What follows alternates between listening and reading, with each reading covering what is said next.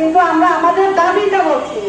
এটা শুধু আমার দাবি না, এটা শুধু গাইবান্ধার দাবি না, 8টা জেলার দাবি।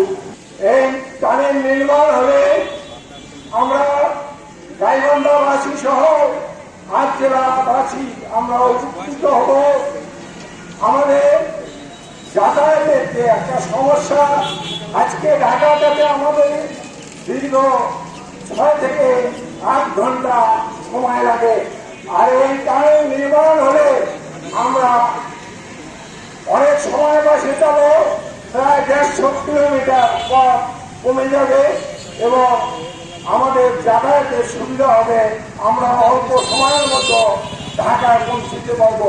এমনকি প্রতিদিন আমরা ঢাকায় সকালে রওনা দিলে কাজ ছেড়ে আমরা ধীরে ধীরে আবার বাড়ি ফিরে আসতে পারবো।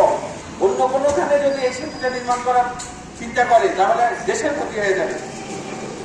আর এইখানে যদি এই বারাজুরাবাদ সেতুটা নির্মাণ হয় তাহলে গাইবান্ধাবাসী প্রাণের দাবিও পূরণ হবে, কারণ এটা দীর্ঘদিনের প্রাণের দাবি।